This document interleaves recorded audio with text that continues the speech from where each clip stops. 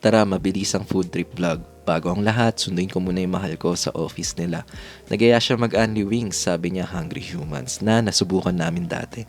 Pero naghanap pa ako ng ibang restaurant na nagsiserve ng Only Wings para maiba naman.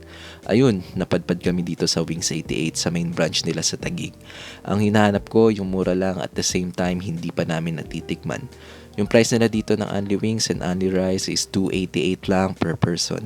Sa serving time, sobrang bilis. Naka-ready na siguro mga pakpak nila para lumipad sa lamesa at dahil dinner na din siguro. First order nga pala ay yung garlic parmesan, nacho cheese, butter and basil at spicy maple. Sa flavor muna tayo ng wings in general. Yung lasa ng laman sa unang kagat medyo smoky na parami siguro yung paminta sa breadings. Sinerve sa amin ng saktong init lang yung hindi ka mapapaso sa unang kagat.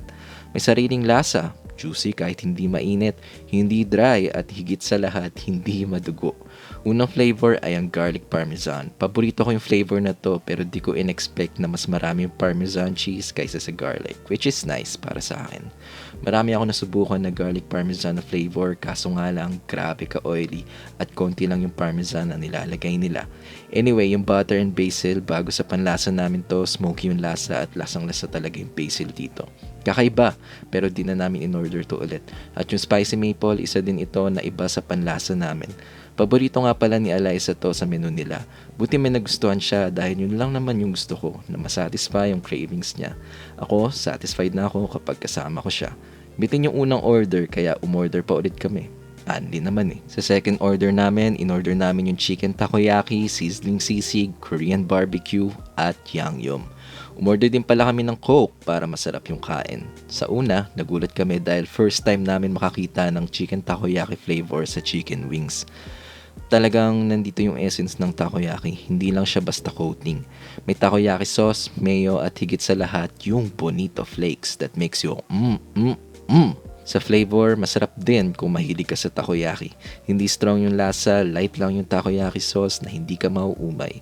Pwede mo pa nga isawsaw yung laman sa excess sauce at mapapa ka ulit. Sunod ay yung sizzling sisig na ang weird kasi hindi nagsisizzling at hindi lasang sisig. Texture niya ay parang gravy talaga at hindi lasang sisig. Kung pipikit ka habang inunguya mo to, iisipin mo yung lasa ng sisig, hahanapin mo talaga. Pero ang hirap i-justify. Sa Korean barbecue, katulad lang din sa lasa ng ibang Only Wings na nakainan namin. Hindi ganun ka-smoky yung lasa, medyo sweet at walang pait. At yung huli, sa second order namin ay yung yangyum. Walang special sa flavor na to, tinos lang talaga sa yangyum sauce at sinerve. Parang sa mga samgyupsalan, mas gusto ko talaga yung sauce na to sa samgyup kaysa sa fried wings. Sobrang nabusog kami, walang natira, yung Coke lang na inoffer namin kay tatay sa katabi namin. Pero sabi niya, sige lang. Overall, masarap naman talaga yung wings. No wonder bukas pa rin sila since 2019 pa. At dumami yung tao nung umalis kami. Take note, pahirapan mag-park dito kung nakakotse ka. Kung meron man, sa barangay malapit dito ka mag-park. And that's it. Samahan nyo ulit kami sa susunod na quick food trip vlog.